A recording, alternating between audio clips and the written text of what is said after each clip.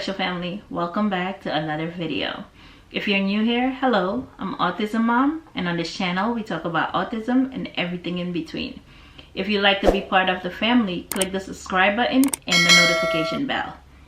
Today's topic is low functioning autism, and I chose to post this video last. It's the part 2 of last week's video, because I feel like there are a lot of videos out there for high functioning autism and there are not a lot on low functioning autism, so I decided to make one for low functioning autism too.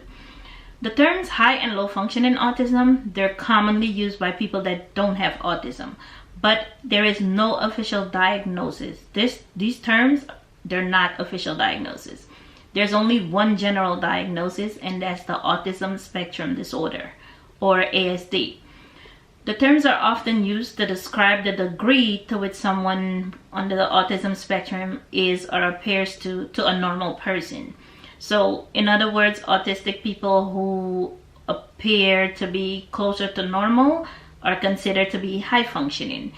Then they tend to identify someone with low functioning autism as someone that is nonverbal, uses a communication device to communicate, or small cards with pictures on a communication board. They look and sound different than their normal peers, and for someone that's standing by and observing, you can notice their autism is more visual. You can notice it. They're less likely to be included in any typical classes or activities, and more likely to be in special need classes. So basically, the difference between high functioning autism and low functioning autism is the behavior. So children diagnosed with low functioning autism need more support, more attention. They struggle to communicate and they struggle to manage their behaviors. Symptoms can be seen in early childhood. These children experience delay in bonding, talking, soothing themselves. They usually experience severe communication and behavioral challenges. Children with low functioning autism struggle to complete activities of daily living. They generally need help with almost every activity. No two children with autism will experience the same symptoms. Just keep that in mind. The Diagnostic and Statistical Manual of Mental Disorder, the acronym is DSM-5, but I have to learn the name. They categorize autism into 3 levels. So there's level 1, level 2, and level 3. So we'll just go over the levels real quick. Level 1 is the highest functioning category. That's what you'll call high functioning autism.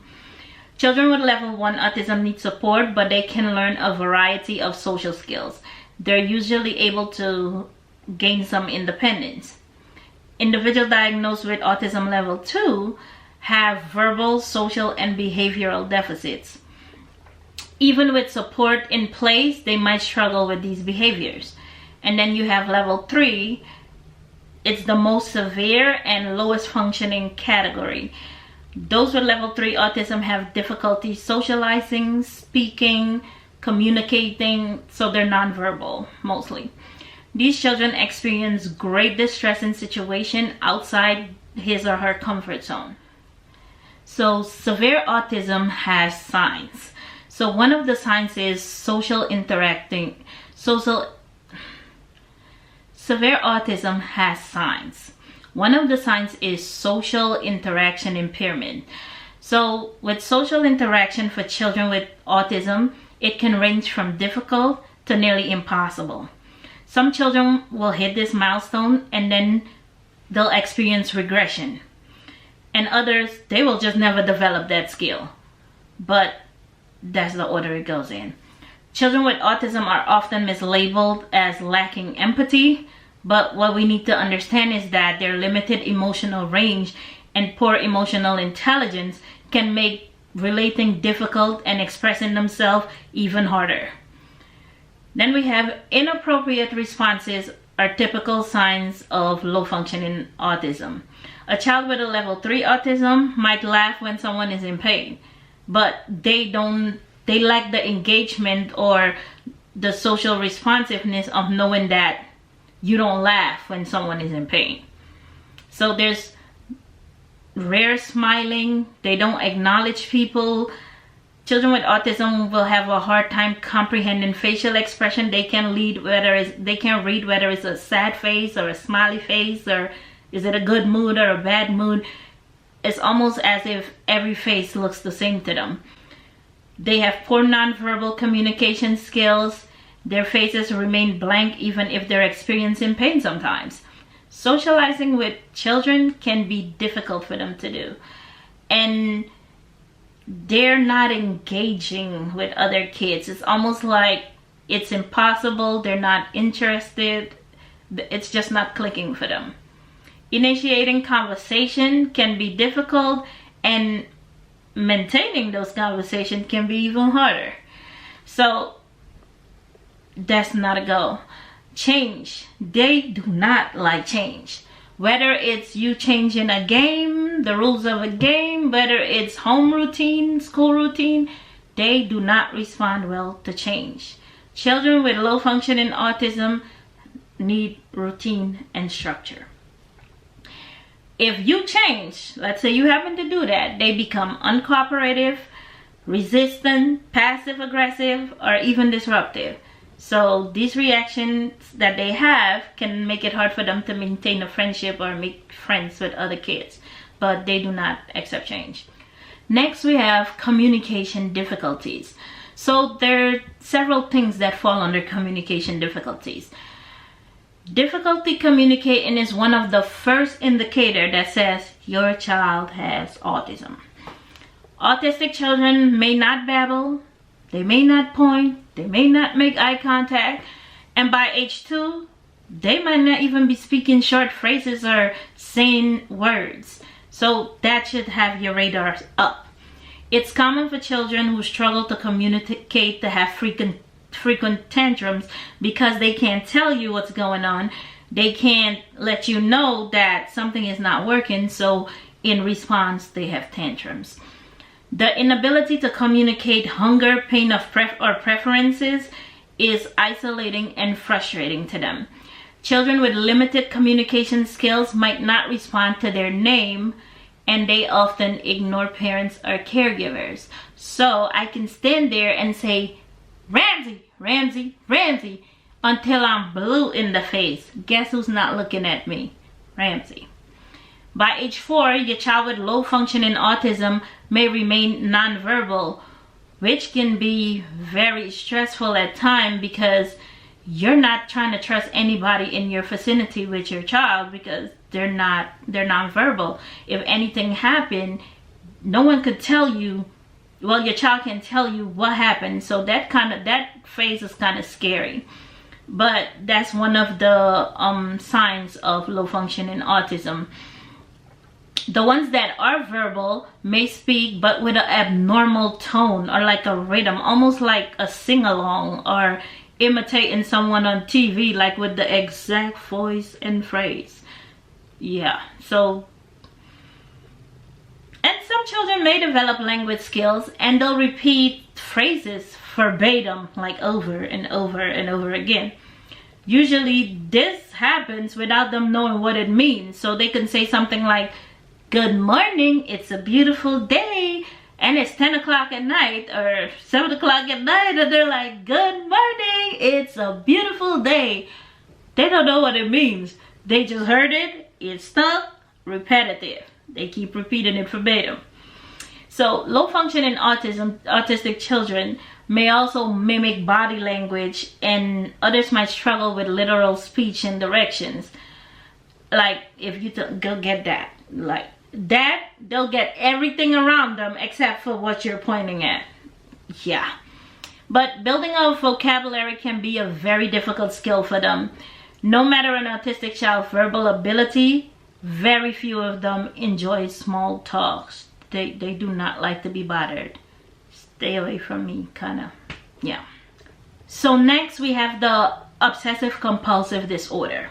So children with low functioning autism, they often show symptoms associated with obsessive compulsive disorder. A child with autism plays in ways that individuals may find abnormal, and they might prefer to line up all the toys when you play with the toys, that's the way, and it has to be lined up. Don't, not only, if let's say the stuff that they line up have numbers or letters, alphabetically lined up, numerically lined up. If they have a car, you think they care about riding the car? They turn it over and start spinning the wheels. They don't care that the wheels can make the car move. They're just obsessed with the spinning of the wheels. So those are one of the symptoms that falls under obsessive compulsive disorder. A child with autism might find details fascinating, but struggle to understand the function. Remember the example of the car, when you turn it over, the wheel is very impressive, very interesting, but they don't care that the wheel moves the car. That's not what's important on there. The child might also use toys in ways that they were not intended to play with. Line it up or chew on it, or yeah. Impulse control is also a struggle for many children with low functioning autism. They often fidget and find it difficult to sit still. They always need something to play with. An example would be when we go to the dentist, he always gives Ramsey slingies, and he'll sit there and he has to have something in his hands, the slingies, or the teacher had a Ziploc bag and she put a bunch of clay, like the potty clay that they use in school, a bunch of clay in the Ziploc bag, closed it up and flattened it and gave it to him, and he'll just sit there and squeeze this thing till he popped it. But it stimulated him, it brought him down to earth, it calmed him. So that is one of the obsessive compulsive disorder symptoms that they have. They often feel comfort in specific routines and rituals. Schedule changes and disruption can be very devastating. Stimming and repetitive speech are part of the obsessive compulsive disorder. They might engage in self-injury behaviors such as skin picking, pinching. Ramsey liked to pick the side of his thumb. Pinching, or I even see some do head banging. And it just has to happen. Like, they can't help it. They just have to do it. Sensory processing difficulties. Many parents notice sensory processing difficulties as early as infancy. Children with low functioning autism find physical touch distressing. Up to now, like, he's had it since he was little. You can't just be touching Ramsey, or you want to kiss him and hugging him. When he feels like it, he'll do it.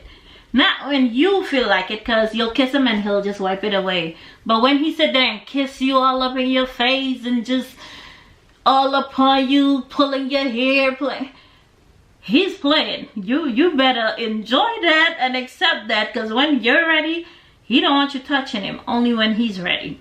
So you might notice that. They don't like physical touch, is distressing. Then you might notice that your child movements are clumsy. They're stiff and they're exaggerated. And this is common with children in autism. Some kids might be able to jump in the pool or jump off a high whatever. Not him, not doing all that. So their motor movement is kind of stiff.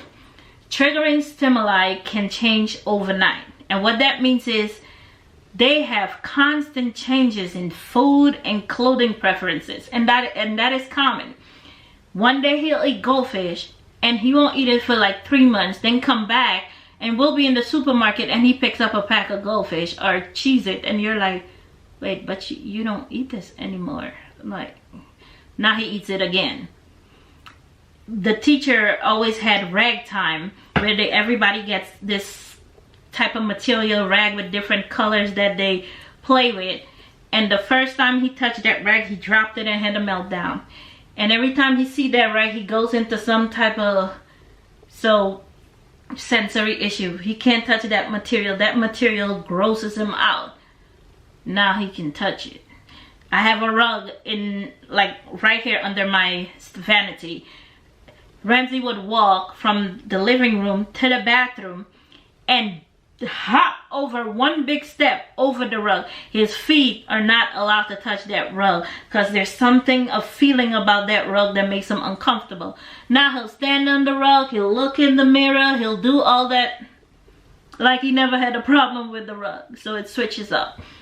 So I just made this video to give you a glimpse of how someone with low functioning autism might present themselves to the world.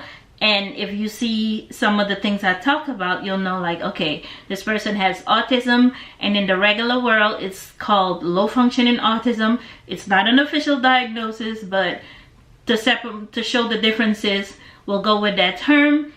And I just wanted to share these points so you can have a better understanding of some of the difficulties that these kids might be facing or struggles that they're having due to autism. We have to realize that as a society, these kids are different, their brains are wired different, but they're humans and they're here to stay. As I always say in one of these informative videos, autism is a diagnosis, it's not the child. And the sooner we as a country or a people or human beings accept people with autism, the less awkward it'll look, because they're here to stay. They're not a diagnosis, they're a human being. Thank you for watching this video, and I'll catch you in the next one. Bye.